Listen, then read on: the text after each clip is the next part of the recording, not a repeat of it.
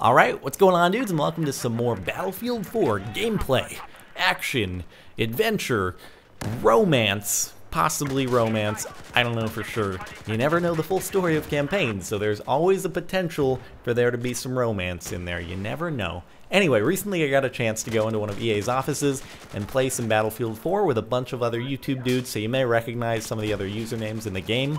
It was super fun, because let's be honest, like, how often do you get invited to a studio to play an unreleased game with a bunch of other cool dudes? That's kind of nifty. Anyway, that's just my take on it. So we're playing on a map here called Paracel Storm. There was some gameplay footage teased earlier on about the map. It's sort of a water-based map, naval warfare, they call it, which is probably an appropriate way to describe it. You got like several islands spread about the map. A few of them are connected by bridges, which of course you can simply blow up. If you don't like the bridges, they can go away, should you choose.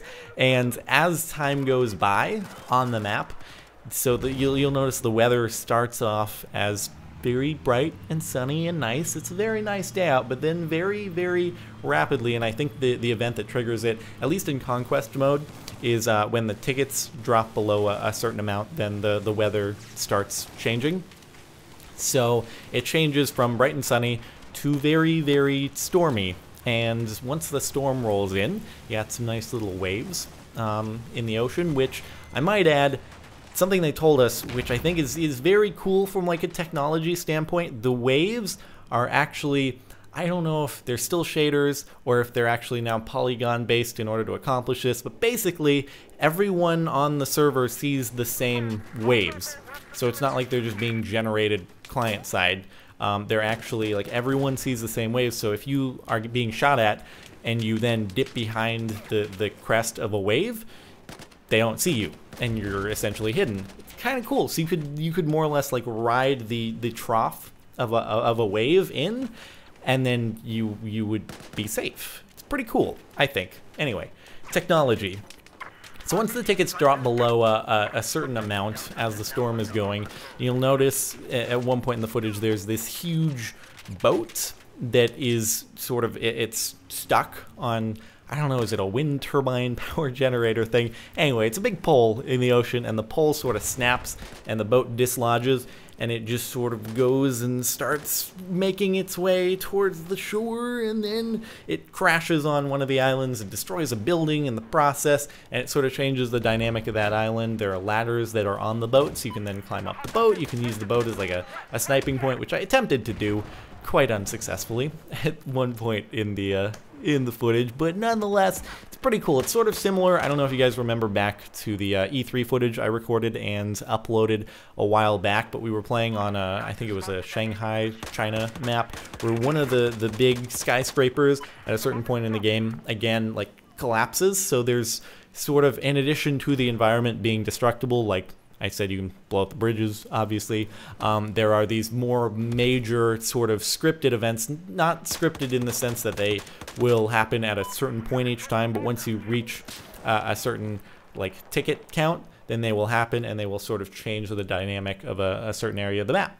So just, you know, a couple ways that the layout of the layout of the map will change as time goes by. So we played a couple different game modes. One was Conquest, which was also what was going on at E3, but then we also played Obliteration Mode, which is where there's a bomb that spawns in one point on the map.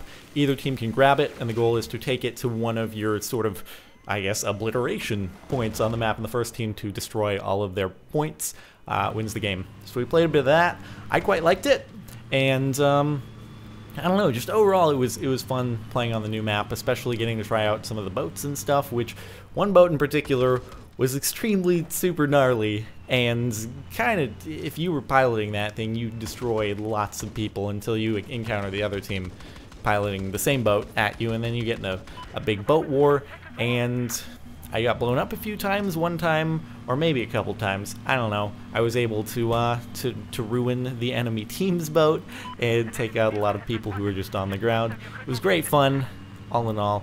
I also attempted to pilot the helicopter, which never goes very well for me. Mad respect to the people who can, like, hover the helicopter in one place, because that is difficult.